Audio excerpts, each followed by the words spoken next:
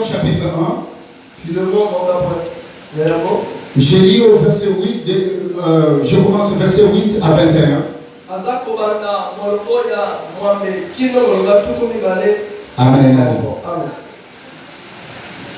Quelqu'un peut lire?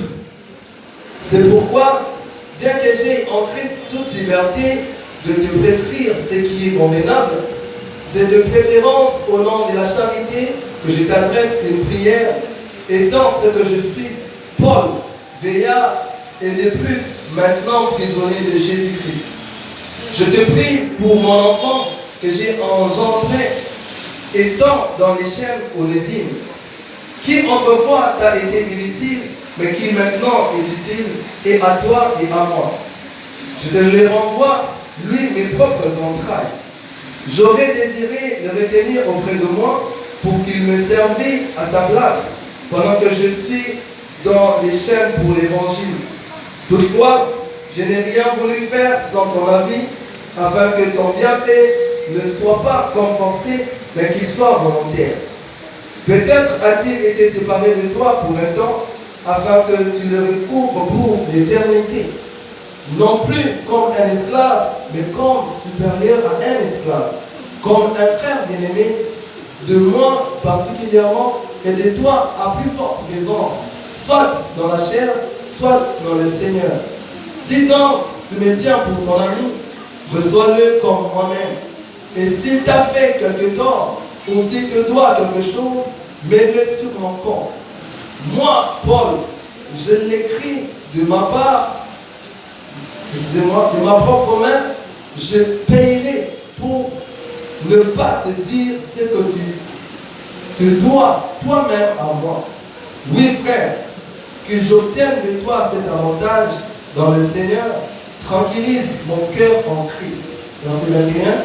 C'est en comptant sur ton obéissance que je t'écris, sachant que tu verras même au-delà de ce que je dis. Amen. Amen. Alléluia. La parole du Seigneur.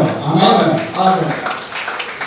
Frères et sœurs, je prends cette parole parce qu'il y en a beaucoup de choses.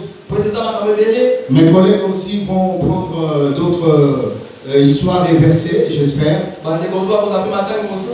Mais je voulais parler de Philémon et Onésime pour voir comment Dieu a restauré. Alléluia. Nous sommes là en train de voir comment Dieu peut restaurer quelqu'un. Comment le cœur de l'homme peut revenir vers Dieu. Alléluia. Amen. La Bible nous parle de Philémon. Si vous commencez dans le chapitre 1, déjà on verra que Paul est en train de rendre grâce à Dieu pour la vie de Philémon. Comme Philémon était un homme de bien, c'est un homme qui a beaucoup aidé l'Église, qui a été là pour soutenir Paul dans les services de Dieu. Et il aidait beaucoup de frères et de sœurs dans l'œuvre de Dieu. Alléluia. Et Paul est en train de rendre grâce à Dieu pour sa vie. Et Paul le considère comme son fils. Mais laisse-moi vous dire, la Bible, lorsqu'on continue, la Bible nous montre qu'il y avait un certain Onésime. Ce monsieur Onésime, selon la Bible, il travaillait pour Philémon. Il était au service de Philémon. Et on verra que cet homme Onésime, il a causé du tort à Philémon. Il a fait beaucoup de choses très mal à Philémon.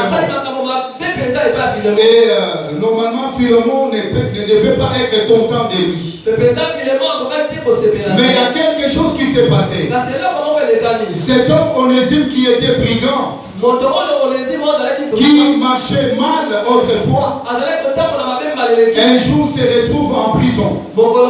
Et dans la prison, il va rencontrer Paul. Et Paul va commencer à lui prêcher la parole du Seigneur. Paul lui a prêché la parole du Seigneur. Et Onésime a accepté le Seigneur. C'était en prison.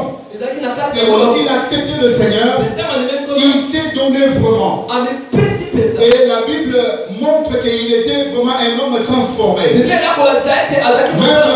dans Colossiens 4, lorsque Paul est en train d'envoyer ses enfants ou ses disciples, il dit, recevez Onésime comme fidèle les vôtres au milieu de vous.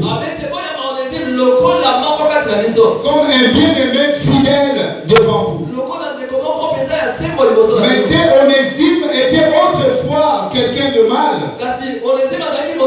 Quelqu'un qui se conduisait vraiment méchamment. Et maintenant Paul va dire à Philémon.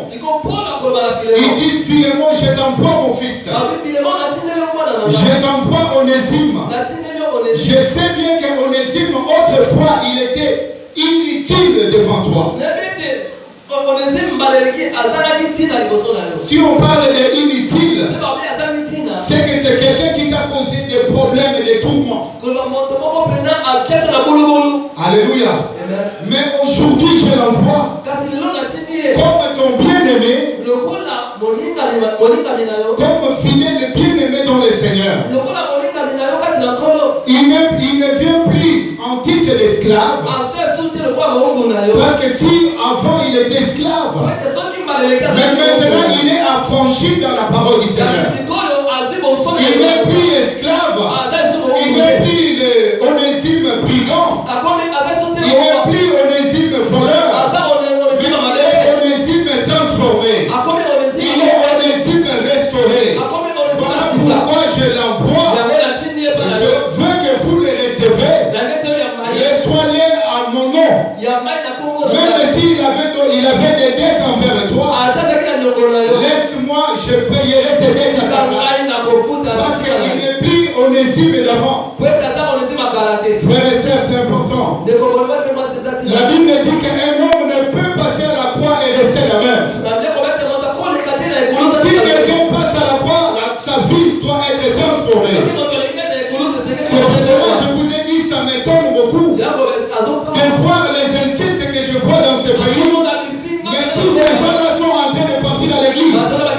Ces gens-là sont habitués au péché. Ça m'étonne beaucoup.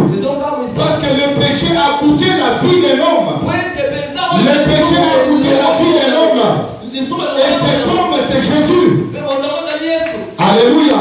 Et aujourd'hui, si nous vivons, nous devons vivre pour Jésus. Mais comment nous continuons à vivre l'ancienne vie?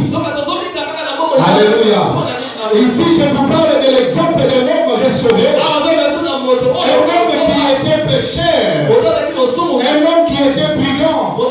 Qui a causé du tort. Mais il est revenu comme un enfant de Dieu. Comme un bien-aimé. Il n'est plus esclave. Mais il est notre bien-aimé. Alléluia. C'est très important. C'est ce que le Seigneur nous demande. C'est ce que le Seigneur veut de nous. Qu'est-ce qui s'est passé dans la vie d'Onésime? C'est la parole. Qu'est-ce qui restaure? Laisse-moi te dire ce jour. Ce n'est pas l'huile qui restaure. Ce n'est pas le miracle qui restaure. Ce n'est pas